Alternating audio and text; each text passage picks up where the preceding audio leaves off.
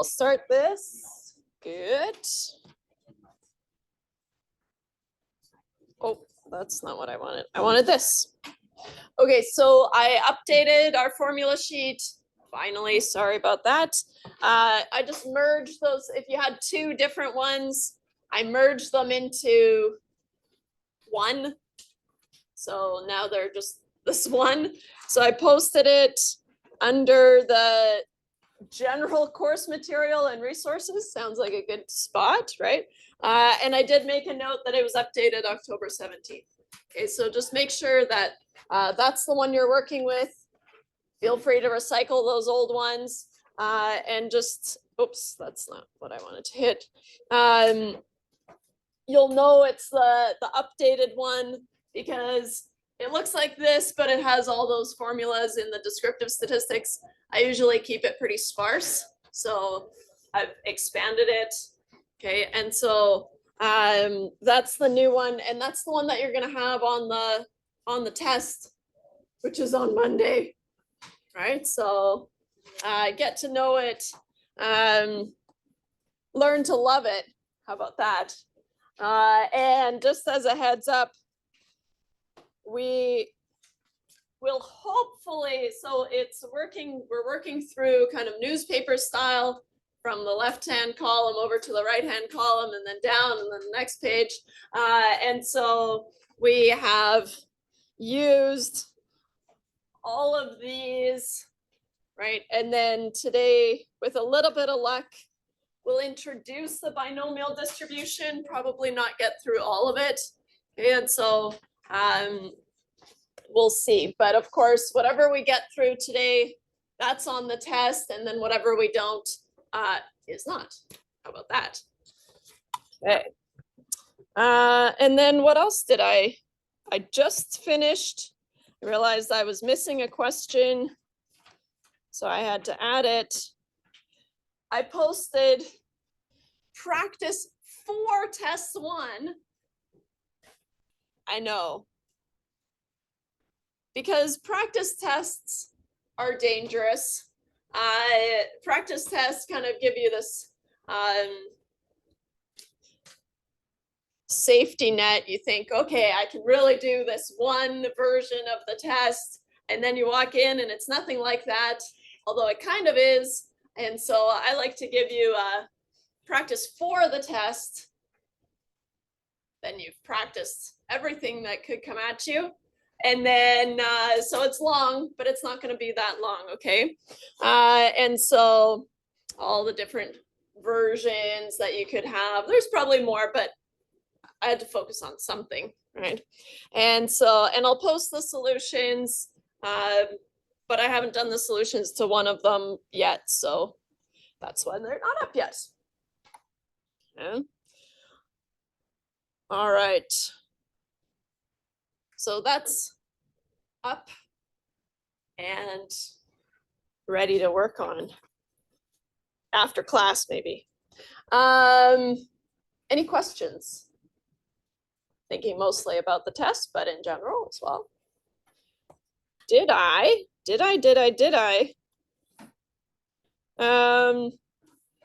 Ooh, that's my bad. You don't have a normal distribution assignment, so I'll post that as well as a mini binomial assignment to see how far we get through. Yeah. You said pretty early on in our course that we weren't going to have to calculate standard distribution by hand. Are we going to do that on the exam? No. Awesome. With the random variables, yes, but not with just data.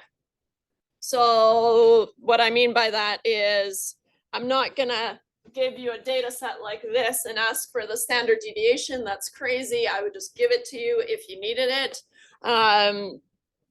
But for a question like question 6, those are those expected values and the variances, then I might ask for the standard deviation. Okay.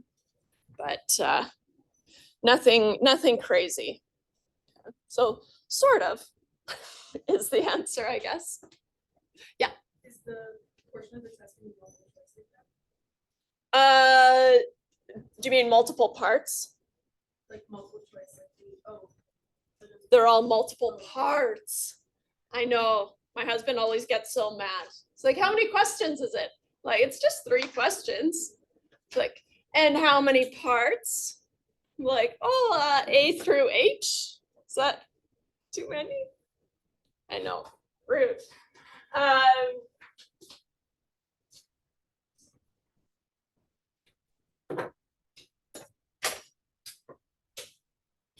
So it will be multiple parts. I don't tend to do multiple choice on the first test, but could happen, I guess. Yeah. If our answer for A is used in B and we get A wrong, is B still good? Yeah. So the most important part for me is that you follow through logically with what you have told me to be true, right? And so even if you're stuck, right? So for example, here, what if you can't remember how to create this probability model? Maybe there's something standing in your way. You understand what it should look like, right? And so what if you just said, Emily, I can't remember how to do this, but I'm going to use this as my probability model. Then you can't get marks for the first part, but you can get parts for B and C because you followed through. Okay. So just always, if you're not sure about your answer, you can even say, I don't know what this one is. Then pick a reasonable value. Okay. There's value in knowing what a reasonable thing is. And so that's worth something. And then follow through. That's the most important part, right? I've done some marking. Well, I've done a lot of marking where it kind of flip-flops back and forth. And that's when you lose the most marks, right? Because why did you flip-flop back and forth? And no, just follow your heart, follow your gut, and just stick with it, okay?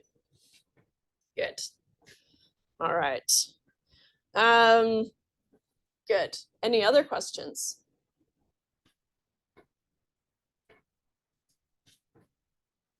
I guess I should post I'll make a little summary of how many questions to expect, right? Because this is obviously way too many, right? But maybe, is it okay if I refer to question 1? Like 4 marks from question 1, whatever marks from question 2, that kind of thing. I think that's, and then I'll give a little summary of what to expect, okay? But if you're able to answer these, you are good to go. That's all nice, Emily, but that's a lot of questions, I know. But then you'll be good to go. All right, I kept the tables at the top just because we might need them. And for a little bit of review, now I am going to breeze through the geometric distribution because we're just using it as kind of a stepping stone to the binomial, okay? And so the geometric distribution is the special case where if you want to find the probability of a success on the last trial, so it's this special case of the first success that you see is on the last trial, then you have a geometric distribution. Okay, and so it describes the waiting time until a success. And here, maybe I'll just say in words, what does that mean? If we want to find the probability of the first success on the last of n trials, right? We talked about, I guess I haven't even reviewed the normal distribution. We've got a lot to talk about. We finished on the 68, 95, 99.7 rule, which you're going to see in the lab this week anyways. So we'll use that as our review. But for today, let's pick up at the geometric distribution. Okay, so we use the geometric distribution if we've got the special case where I have n Bernoulli trials, where Bernoulli trials are what? Bernoulli trials are independent trials, right? And each trial only has two possible outcomes, right? A success failure situation. Okay. And each trial only has two possible outcomes. We call them success failure outcomes. We saw that we can kind of create success failure situations out of non-Bernoulli trials, right? If I roll a die and I'm interested in rolling a 3, right? I can say I either rolled a 3 or I didn't roll a 3, right? There's probabilities associated with each of those, right? And now I have a Bernoulli trial, right? And so we can use that trick often, okay? Usually, no, always, haha. It's pretty rare that I'm definitive in the terminology that I use, but always a success is the outcome that we're interested in the probability of, okay? So this is always the outcome of interest.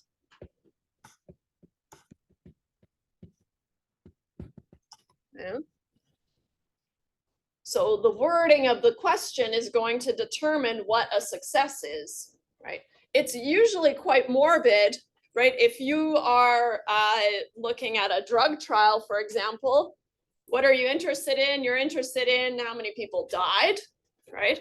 What's the probability of someone dying from this drug, for example? So it's usually kind of the bad thing that we want to keep an eye on. And so we would call that a success, which is kind of backwards, but that's how it is. In our example, we had an experiment where a teacher was supposed to shock their student every time they got it wrong. And it was an actor. They're not actually shocking anyone, but they think they are, right? And so usually what we would call a success there is when someone shocks them, right? Because that's what we're interested in. But they decided to flip the script, and that's okay. Make it a little bit nicer. A success is when you don't shock someone, right? So it's all about how you define a success, and then you can use the probability of success, which is P, right? So P is the probability of success, which means that 1 minus P is the probability of a failure. Okay? I often replace so I personally often replace 1 minus P with Q. It doesn't save me that much writing, but it does simplify things a lot, okay? And so on that formula sheet that I handed out, I do have a note that I even bolded in the binomial section, and I said, note, Q is the probability of a failure, so Q is 1 minus P, okay? And so, and that's true for all the P's and Q's that we'll see. We're gonna see P hats, Q hats, but they all have the same behavior, P star, Q star. They all behave the same way. This doesn't look like a P. And don't have, how's about I bring in this formula sheet.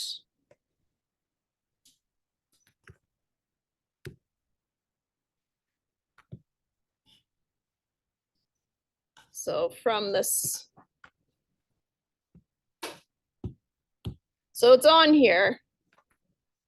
I only mention it because it can throw people for a loop sometimes. But then once you've got it, you've got it. So on your formula sheet, you've got this. And so it's even on your formula sheet. Note that Q is the probability of a failure. So Q is 1 minus P. Whoa, don't look at the binomial probability. Spoiler alert. Don't look. You'll see the geometric probability distribution is not, it's not even on the formula sheet. It's not something I'm going to test. And so that's why I'm breezing through it. Okay. We can find an expected value of a geometric distribution and we'll just accept it as fact. It's going to be 1 over P. Okay. So the expected value is the mean, right? Which is the average. Okay. And so the mean is going to be 1 over P, which in our case, P is 0.35, the probability of success. And so she would expect to test 2.86 people before finding the first one that refuses to administer the shock, right? And that goes back to the geometric distribution, right? Which describes the probability of seeing your first success on the nth trial, right? And so how can she test a non-whole number of people? She can't, right? But she can expect over a many trials, right? On average, the first time that she's going to see someone refuse is going to be the 2.86th time. Okay? So here, she can't, but over many trials or many experiments, she would expect the first refusal to be at the 2.86th person on average. Okay.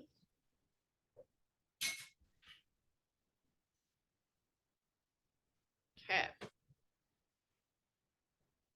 We can find the variance or the standard deviation of a geometric distribution. We're just going to accept it as fact. It's not on your formula sheet. You don't have to memorize it. We're not really going to use it. Just know it exists, right? That's good. And the standard deviation of a geometric distribution, so the spread around that mean, right, is going to be the square root of 1 minus P, which is the probability of a failure, over P squared. Okay. Notice that we're just accepting these as fact and probably flushing them immediately. Okay. But we can do the calculation, and so she would expect to test 2.86 people before finding the first one that refuses to administer the shock, give or take 2.3 people, right? And of course, these values only make sense if you're repeating this experiment many times. Okay. Geometric, done.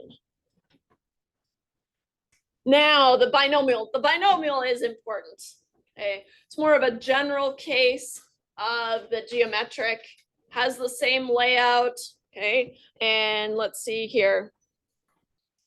If we have a scenario like this, so if we randomly select 4 individuals to participate in this experiment, what's the probability that exactly 1 will refuse to administer the shock? Okay.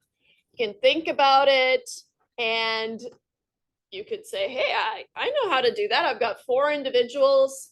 Then the first person might refuse. And if it has to be exactly 1, then the rest of them, they shock, right?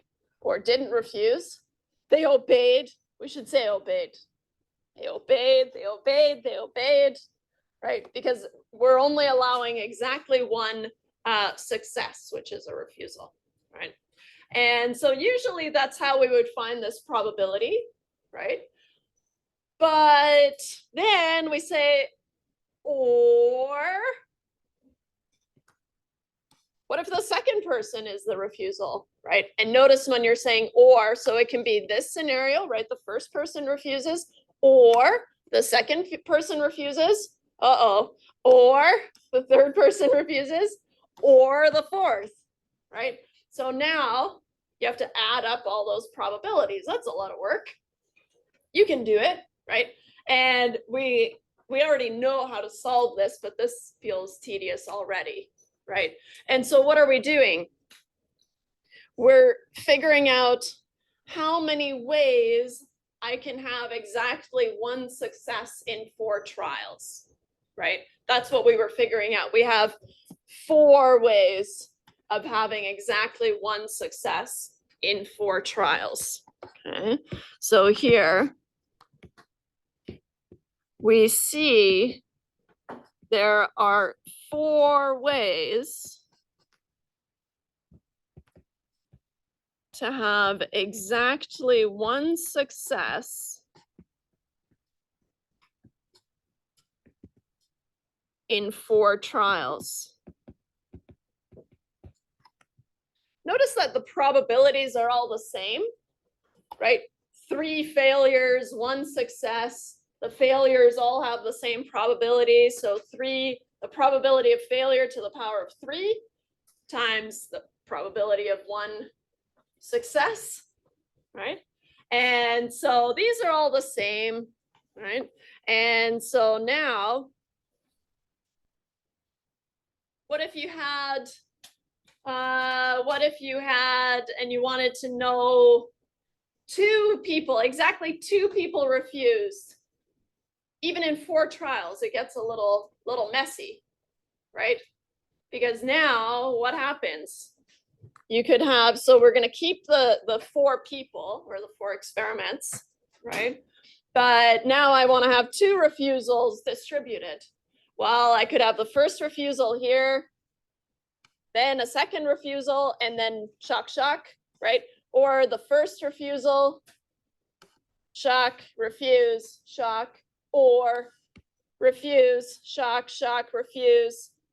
And then you'd have to go through all those scenarios. Oh boy, wouldn't it be nice if there was a formula for that? That would just count the different scenarios. How many scenarios do I have? Because we know all these probabilities are going to be the same because we're just multiplying, right? Order doesn't matter in multiplication. So we need to reformulate it in terms of some terminology. So what we're going to be looking for is K successes in N trials. Okay. And so the number of scenarios, we're going to have a formula for this. There's a formula for that. We have a formula for this. But let me just have a sneak peek. Yeah, okay. So we'll hold off. Just 1 more slide-ish. But the probability of each scenario is going to be the same, right? And so P is the probability of the success. Now we're saying that we're going to have K successes. Okay. Let me see here.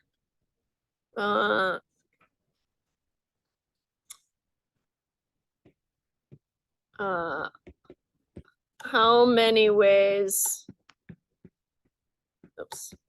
to have K successes in N trials? Just so we start seeing that terminology, okay? So that's here. But each scenario, right, what we saw before was, okay, if I have K successes, then it doesn't matter the order that I multiply through. I'm going to have P, which is the probability of success, to the power of K. I'm going to have K of them, right? And 1 minus P is the probability of a failure. So then the rest of the n trials, so n minus K, have to be failures, right? Okay.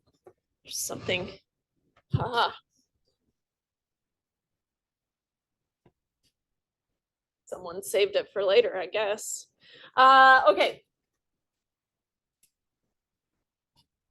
So the binomial distribution, right, is different from the geometric in the sense that it describes the probability of having exactly K successes in n independent Bernoulli trials with probability of success P. That's a lot of words. We can summarize that as the binomial is the probability of exactly K successes in n trials. That's what it says, but it adds a lot of fluff. It's all necessary fluff, but still. Yeah. Whereas if we flip-flop to the geometric distribution was that special case where the first success, so the K would be 1, right? The first success is on the last trial, so it's a very special case. But now we're letting K successes move around in our n trials. Okay? And so, right? If we have 9 trials, if we kind of increase it a little bit to something that's going to be really annoying to work out in your head or on paper. So if we increase it to 9 trials, right? And I want to know how many different ways can I have 2 successes in 9 trials, right? And so it goes through and just kind of gives you an idea of all the different scenarios that you could have, right?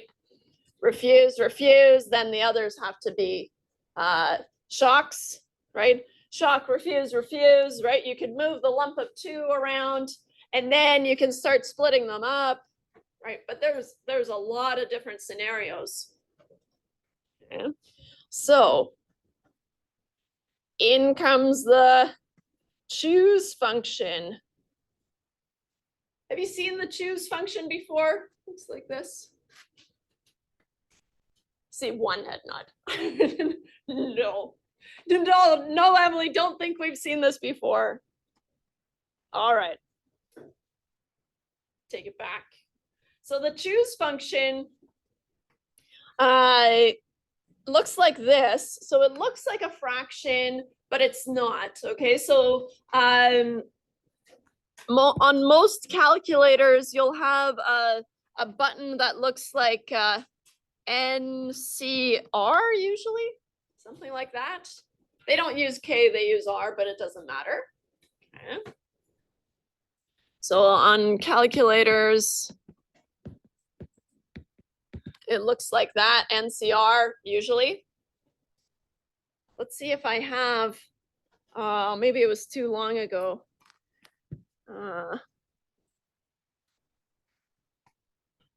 Here's my trusty calculator from a different day, class as well.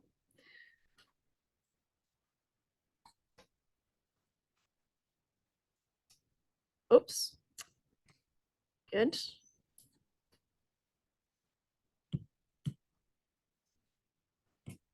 Come on. There. You probably have the business calculator. Do you? Hey, even better. I have it. But I refuse to pay for it, so it gets ads. And I guess I haven't changed the format yet. There's a lot of things I haven't done, I guess. Let me balance that so I can. So here there's an NCR button, right? So you'll have to go second NCR to get there. Let me do this. Let's delete this engineering one. They're all the same, sort of.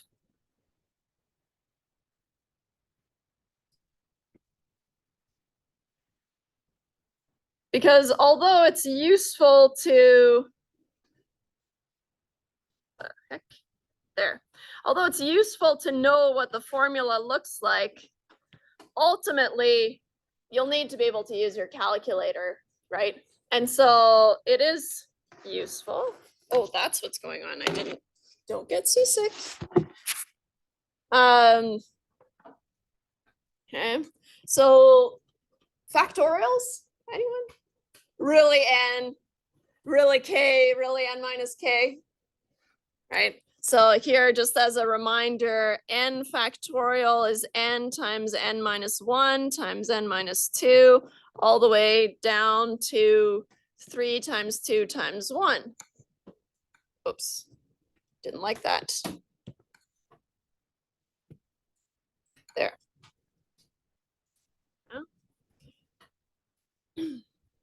So you can work out the choose function with just the factorials, and there's a factorial button, I'm pretty sure, on here. There it is. Ta-da! Here. So if I have 9 tried to use my screenshot as a calculator.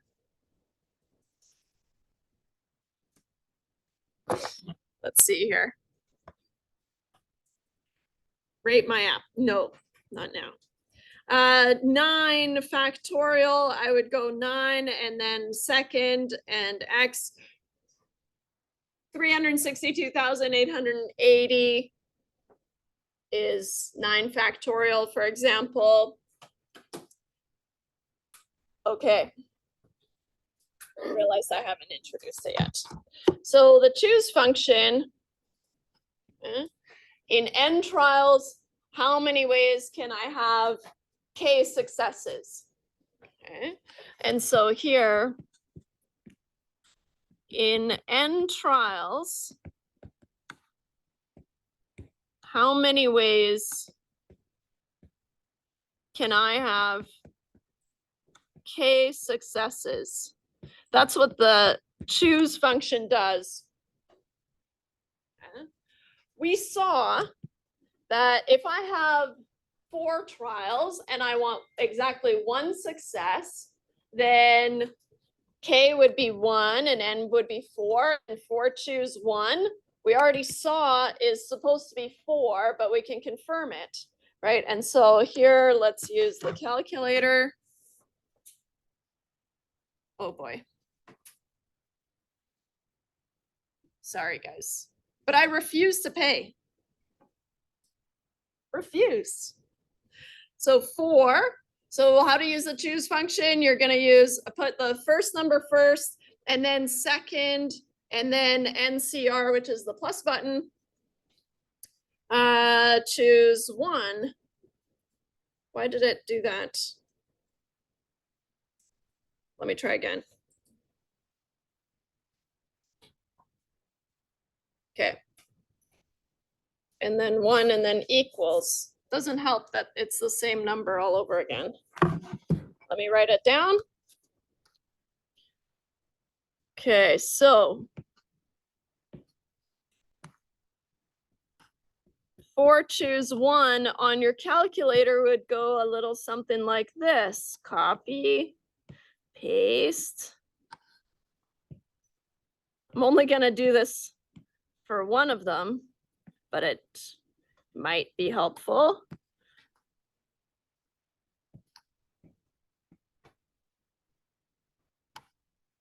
And then 1.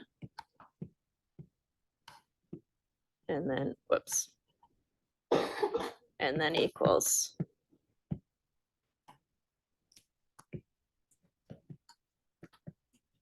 Which equals 4.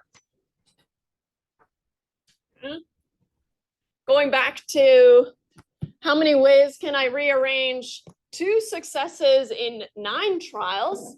Right now, I'm gonna need to do 9 choose 2.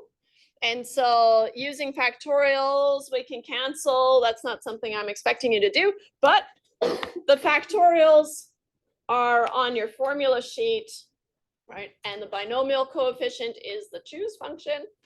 And so you've got that on your formula sheet if you wanted to. But let's do 9 choose 2 on our calculator. Whoa. Clear. Sorry, I need to change the format. This is insane. Okay. 9 choose 2 equals 36. So you could go through and do it. There's only 36 of them, but why when you have this handy formula? Slash calculator function. So 36 is what we found on the calculator, right? And so there are 36 ways of rearranging 2 successes in 9 trials, right? You can use R. I didn't delete this because why not? And of course, in Excel, there's a choose function as well. Don't know what it is exactly, but I'm sure it's there. Yeah. NCR, is that the same as the X in this dimension? The X so here is the factorial, which is, if you wanted to do them individually, you can use that button. But the NCR button just does it all for you, so you don't have to. Nice. Okay. Some choose function practice here. Which of the following is false? Man, I hate these. Which one is false? They're all the same. But still. All right, can I pick one true one or 3 false ones? There are n ways of getting 1 success in n trials.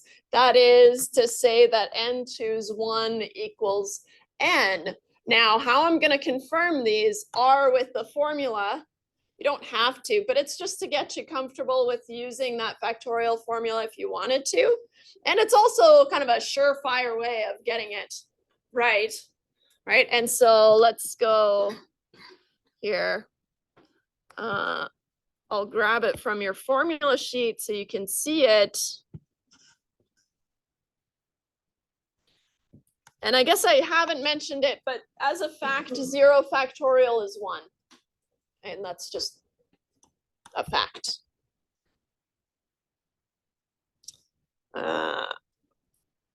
Here.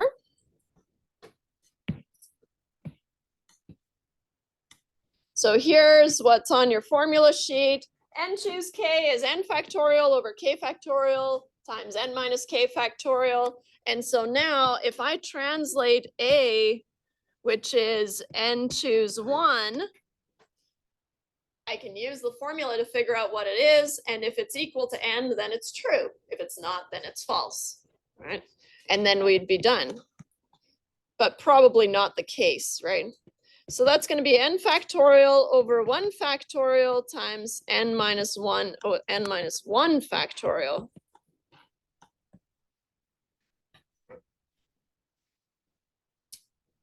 A trick that we use a lot with factorials when we cancel them is we say that n, I can rewrite n factorial as n times n minus 1 factorial, right? Because it keeps going and going and going.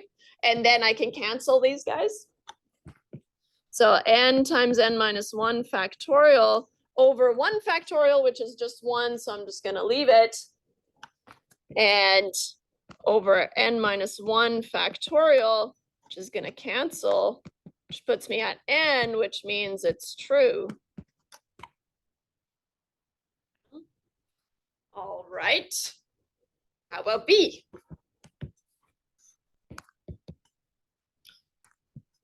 There's only one way of getting n successes in n trials, that is n choose n must be 1. Let's have a look. n choose n, let's use the formula is going to be n factorial over n factorial over n minus n factorial, using the fact that 0 factorial is 1. I have n factorial over n factorial, which is there's only one way. Huh? Dang it, that's true as well then. There's only one way of getting n failures in n trials. Kind of sneaky, right? If I have n failures, how many successes do I have? I have 0 successes, right? And so, right, so here, this is the success. And so here, if I have n failures, then there's 0 successes. 0 successes. Nice. Little sneaky. Okay. I want to show that n choose 0, which is n factorial over 0 factorial, which is 1 over n minus 0 factorial, which is 1. Oh boy, that's also true. Skipping some cancellation. 1. There are n minus there are n minus 1 ways of getting n minus 1 successes in n trials. And so here, what we want to show is whether n choose n minus 1, is it equal to n minus 1? Here we go. N factorial over n minus 1 factorial over n minus 1 factorial. Oh boy, n minus n is gonna go away. Plus 1 factorial, so I have n factorial over n minus 1 factorial times 1 factorial. Same trick that we used earlier. N times n minus 1 factorial over n minus 1 factorial cancels, and I get back to n, which means it's not n minus 1. Finally, a false. It's almost like they wanted us to work through all those. I know, right? So just working with the factorials, you can figure out what's reasonable. But in general, right, if you have to force all of the trials to be successes, there's only one way to do that, right? And on the flip side, there's only one way that you can have all failures, right? There's no room for movement, okay? And then it's everything in between that has a lot of flexibility. So if we have P representing the probability of success, that's always going to be the case. Okay, then 1 minus P represents the probability of failure. Okay. N is the number of independent trials, and K is the number of successes that we're interested in, right? And so then the probability, this is where I gets a little dicey. The probability of K successes in N trials is however many ways I can rearrange those, right? K successes and n minus k failures, right? So I have n choose k. The probability of k successes to the power of k. The probability of n minus k failures to the power of n minus k. Right? And that's of course on your formula sheet, which I'll bring in here.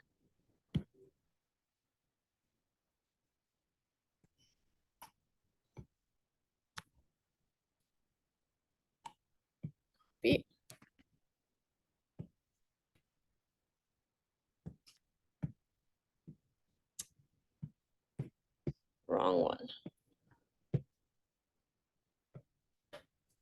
Okay. So on the formula sheet, I kept it as Q. I flip-flop back and forth. And I kept it as Q because I know myself and I know I can't untrain myself and write 1 minus P when I'm so used to writing Q. So it's better that you just have Q on your formula sheet. It'll save you some writing too. So how we denote this is the probability where X is the number of successes, okay? The probability that X equals K.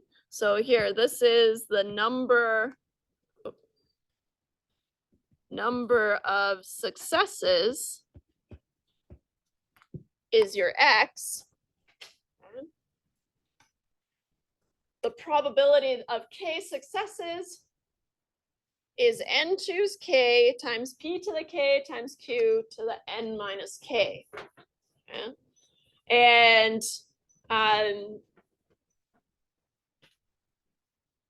once you play around with these probabilities, you'll start to see that, okay, this is kind of big and scary looking right now, maybe.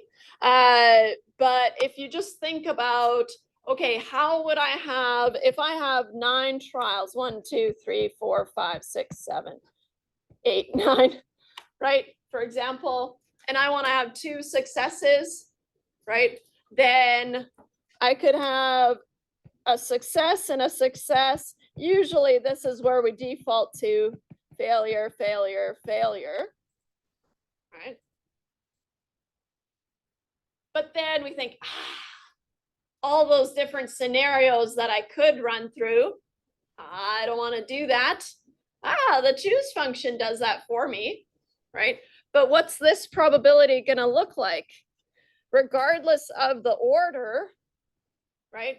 I have the probability of success, which is P to the power of 2, and Q to the power of 1, 2, 3, 4, 5, 6, 7, which is 9 minus 2, which is 7, Q to the power of 7. Okay. And then you're just rearranging the multiplication, right? But in the end, the multiplication is always going to be the same regardless of the order. So here, notice the multiplication. Hold that thought.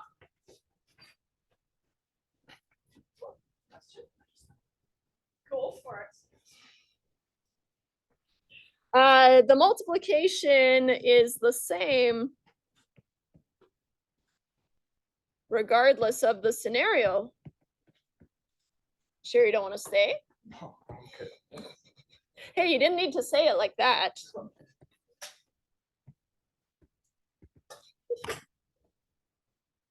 No, I'm good. All right. All right. So once you kind of pick it apart, then the formula is not so bad. Okay.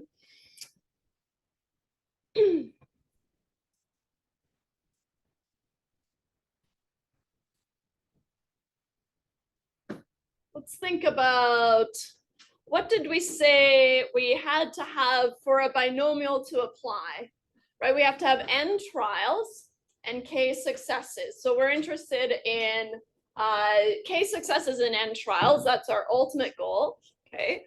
But what were some other things? We had to have independent trials. Why? Because the probability of success has to be the same for each trial, right? And the probability of success has to be P, and there has to be just a failure, so a 2 scenario success failure situation, then I have a binomial. So which of the following is not a condition that needs to be met for the binomial distribution to be applicable? It's kind of a way of giving you the conditions. The trials must be independent. Well, that's true, right? Because the probability of success has to be the same, right, for each trial. The probability of success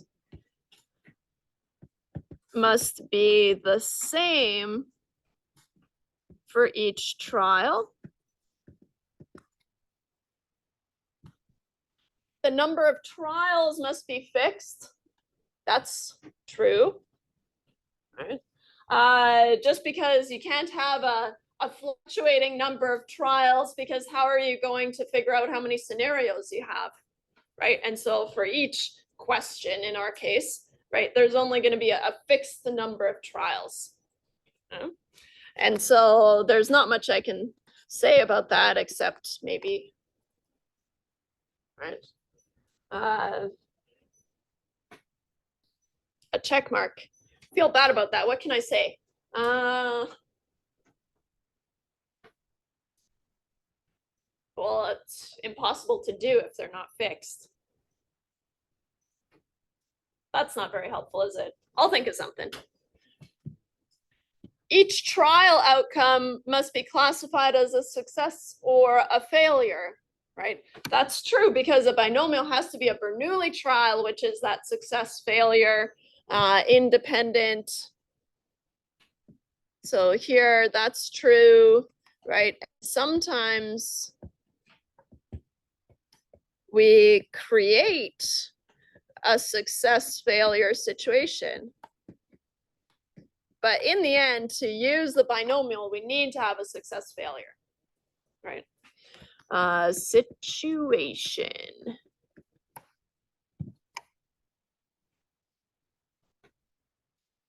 The number of desired successes, K, must be greater than the number of trials. That's weird, right? How can I have 14 successes if I tried 10 times? That can't be, right? And so, oops, no. Can't have more than n successes. Right, for example, I can't have 5 successes in 2 trials, right? I can't have 5 successes in 2 trials. I can have 2 successes in 5 trials, right? But I can't have more successes than the number of times I tried to get a success, right? And so here, just as a side note, a trial is going to be an attempt at a success, right? And so a trial is each attempt at a success. It can either be a success or a failure, but you're trying for a success. And then the probability of success, P, must be the same for each trial, right? And that goes back to these independent trials, right? So that's, of course, true, right? Trials are independent. Otherwise, we'd have to have conditional probabilities, and what a mess that would be, right? And that's not for us. Oh.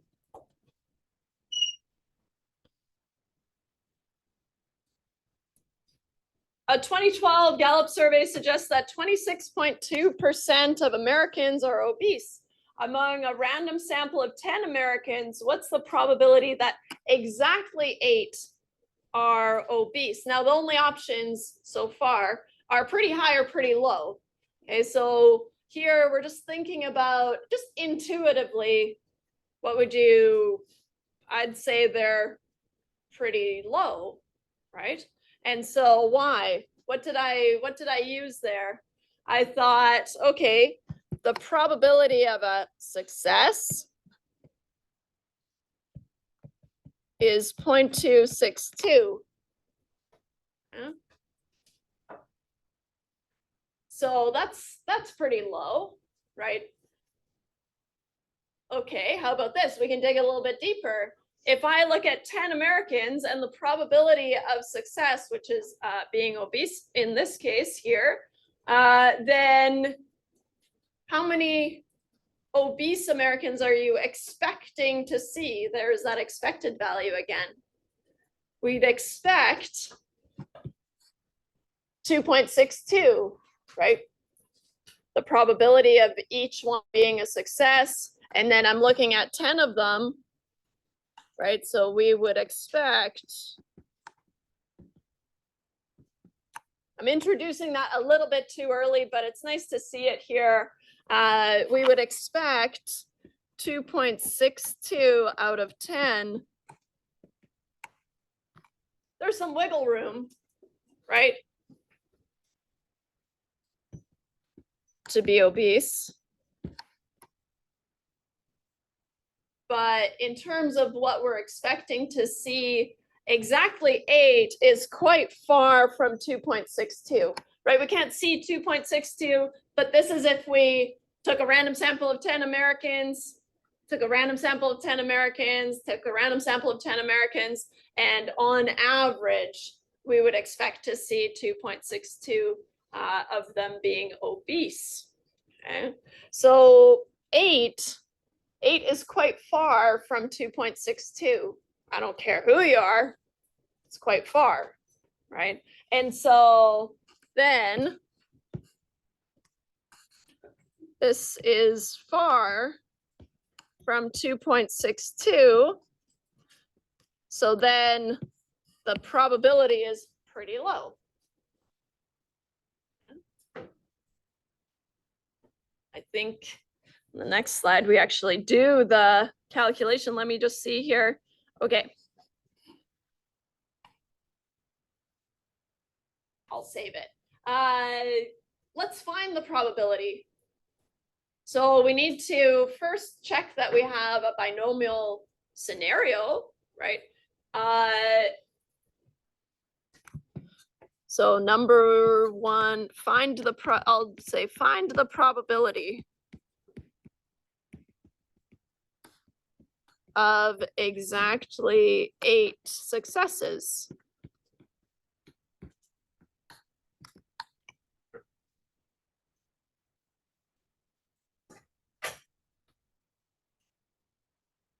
Let's see here. Each of them are independent, so each trial has to be independent. That's the first thing that we have to look for. Okay, so independence. How will we know? It was a random sample, and that's why we're allowed to assume that they're all independent of each other. There's no reason to say that if I collect a random sample of all Americans and I look at 10 of them, there's no reason for them to be related at all. Okay, and so here they were randomly sampled, therefore independent.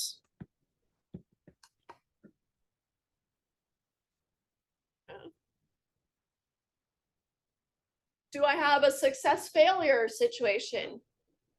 I do, right? Success failure, yes. They're either obese or not obese. There's other classifications, right? But in our case, we're just told what the probability of being obese is. And the third condition is that probability the same? Yes, it is, right? And so the probability of success is 0.262.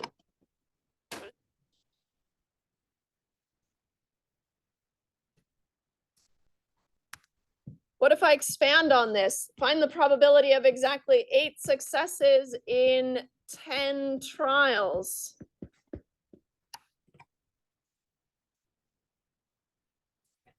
Yeah.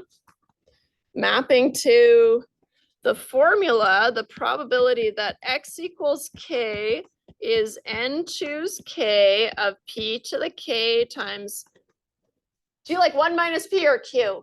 What can I? Right, this Q, it's on the formula sheet. Perfect. Q to the n minus k. I was trying to be good, but now I've really set myself up. It's up to you to be flexible. No, I'll stick with Q. That's easy for me. Okay. So we've decided it's a binomial situation. Then we're in the binomial section of our formula sheet. And to find the probability that X equals K successes, we have to use this formula, right? And we have all the components. What's another thing that we can add here? We can add, okay, so therefore P is 0.262 and Q is 1 minus 0.262. I like to just get it over with once instead of just doing it a bunch of times. What is that? 0.78. Thank you. N is 10. And we want to know 8 successes, which means K is 8. Plug and chug.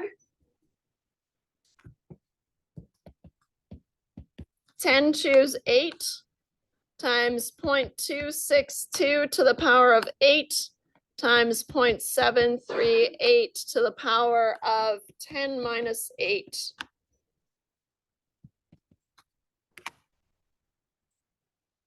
Running out of room here. Let's do 10 choose 8 on your calculator. Oh, just there. 10 choose 8 equals 45 ways of having exactly 8 successes in 10 trials. So I can replace this 10 choose 8 with 45, right? It's just a number. 45 times 0.262 to the power of 8 times 0.738 to the power of 2. Not bad. Let's see here. I'll use, you know what? This calculator is good for some things, like money things, but it's a terrible calculator for anything else, I find. You get used to it though, but it's not a great calculator. But I'll stick with it because it's probably the one that you have. 45 already on the screen, that's nice. Times, and I like to throw in some brackets, 0.262 to the power of 8 and bracket times bracket 0.738. I'm not going back there. To the power of 2. Hopefully we get something good. 3 zeros, 5, 4, 4, 1. Hopefully.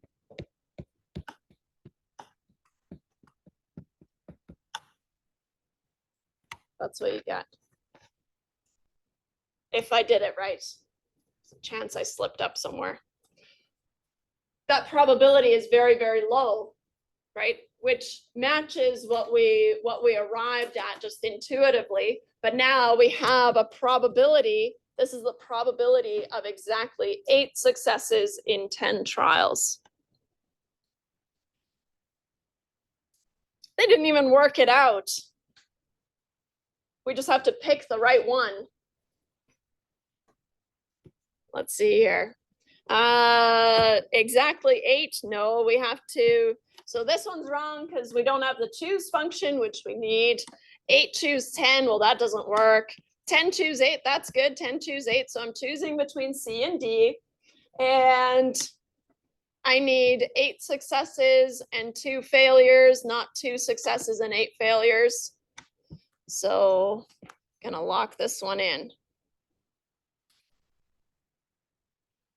Okay. Any questions about that one? Kind of a whirlwind before we move on. All right. I am sorry to say that we're going to skip the birthday problem because it's just kind of a fun thing, but it's this, you can find the probability of having 2 people in a room, the probability of 2 people in this room even having the same birthday is quite high. So that's the birthday problem. You can figure out the probabilities. Tons of videos on it, but let's skip it. Sorry. So here's a fun thing. Skip. So you can look it up on your own. We've already dealt with expected values, right? We said, okay, in a sample of 10, if the probability of an American being obese is 0.262, I would expect out of 10, 2.62 of them to be obese, right? What did you do? You took 10 times the probability of a success, right? And so now, what if you have 100 Americans? How many would you expect to be obese? We can do the same thing again, right? We would take 100 times the probability of being obese, or the probability of a success, and you would expect 26.2 of them, right? Upon many random samples of 100, on average, you would expect 26.2 of them to be obese. What we're really doing is we're finding the mean, or the expected value of X, as n times p. Okay? So that's the mean of a binomial, and it is on your formula sheet here. Some more stuff there, but I'll sneak it in here.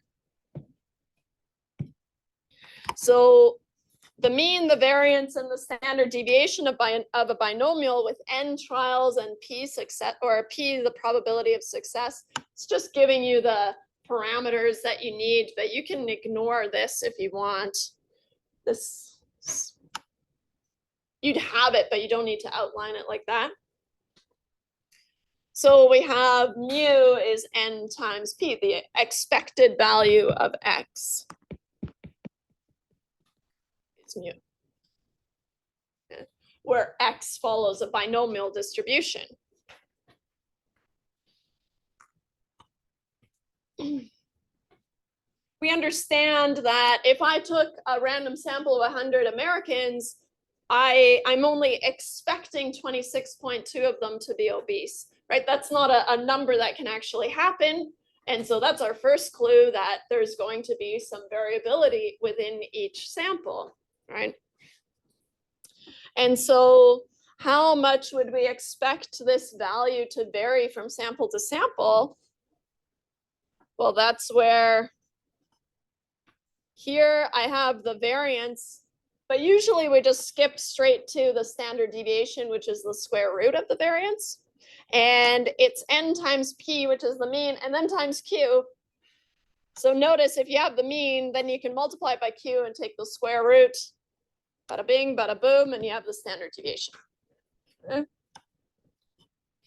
So the mean and the standard deviation of a binomial distribution looks like this, or like I said, I replace this with q, right? Or the square root of npq. So then, if we go back to the example, the square root of 100 times 0.262 times 0.738 is 4.4. And so what we would say is we would expect 26.2 out of 100 randomly sampled Americans to be obese with a standard deviation of 4.4, understanding that there's some spread there from sample to sample. Right?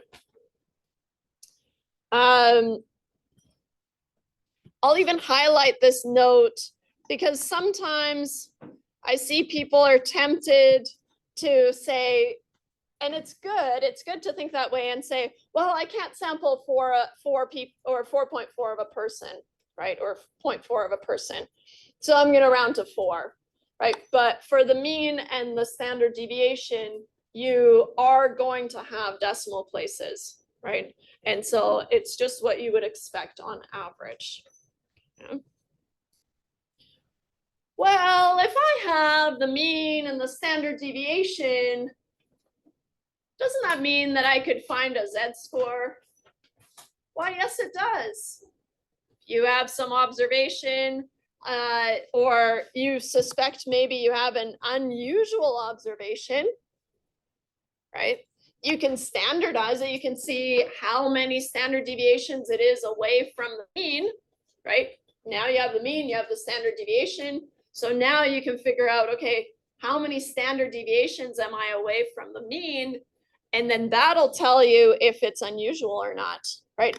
Anything within 2 standard deviations is considered fine, right? Beyond that is unusual. So now we can do the same thing and we can calculate a range using that guideline of 2 standard deviations as, okay, that's all fine. Anything within 2 standard deviations, right? And so here, this is all plus minus 2 standard deviations. I'll say within is not considered unusual.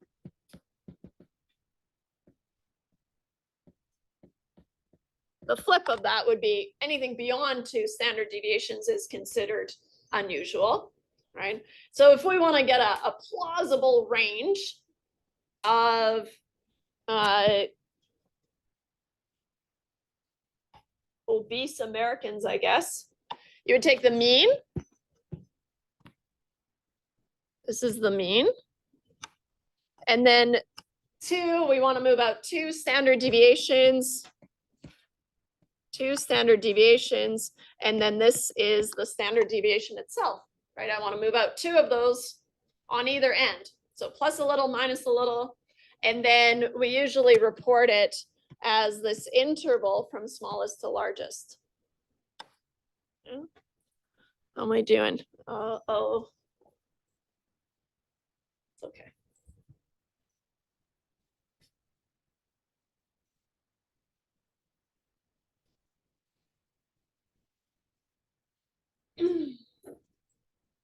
How about an example? An August 2012 Gallup poll suggests that 13% of Americans think homeschooling provides an excellent education for children. Would a random sample of 1,000 Americans where only 100 share this opinion be considered unusual? Okay, so now unusual, well, we can think of a range of the usual values and then see if 100 is within that or not, right? Using that interval that we just found. So let me add a page here so that we can do it.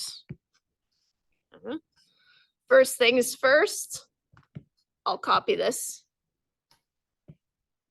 It had the survey results, which is kind of fun, but we don't need them. What we do need from this is first decide if the binomial is appropriate. We're in the binomial section, so pretty good clue that it will be, right? But are all these Americans randomly sampled? Yes, they are, which means that we can assume independence, right? The probability of an American thinking homeschooling provides an excellent education for children, that's what I'm going to call a success here, right? Because I have the probability of a success. And so here,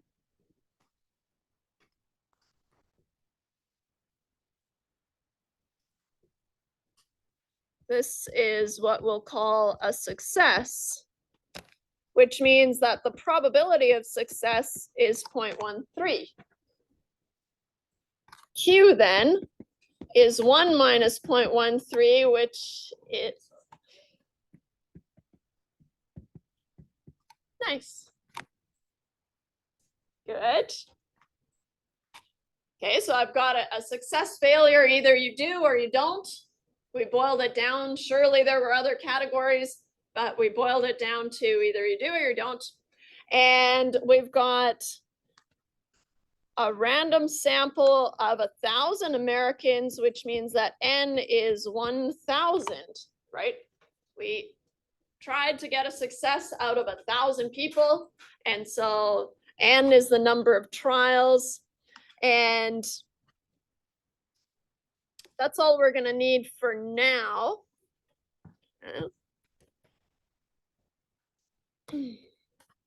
The, Factor out tens in the choose function. Like 1,000 choose 100, my calculator can't do it, but could I factor that out? no, because of the factorial, it wouldn't work. Don't think.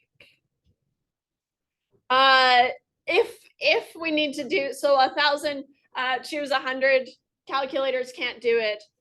Then usually how I get you to answer the question is just write out the formula that you would use. And then you just write it out, and then that's good enough, right? But in this case, we want to find the mean, which is n times p, which is 1,000 times 0.13, which means I'm expecting, I'm blanking, 130. I'm expecting 130 out of those 1,000. Thank you. My math heroes. To be successes, the standard deviation is the square root of NPQ, which is the square root of, again, 1,000 times 0.13 times 0.87. Careful that you don't forget that square root. Where's mine?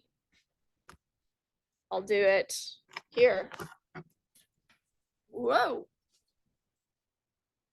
What, 10,000? 1,000 times 0.13 times 0.87. Thank you. And then I have to square root that, dink, roughly 10.635.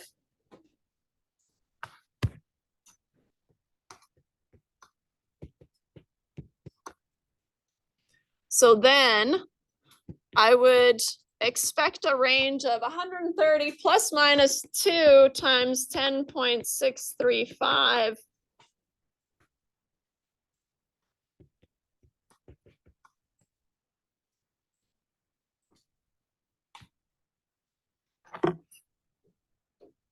$21.27, decreasing my decimals sloppily as I go, because I'm out of time. Something to something. I'm guessing 100's not going to be in there. Kind of, but not really. And then 100 would be out here because this is just on a number line. So is it considered unusual? Yes. And I know I'm out of time. But in terms of the practice test,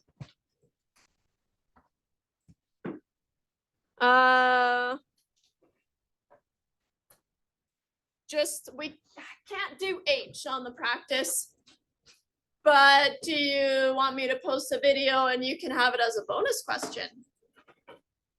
That might be nice, right? That seems gettable. All right, if you have any questions, let me know.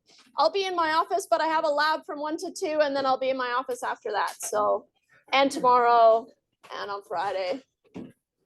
All right.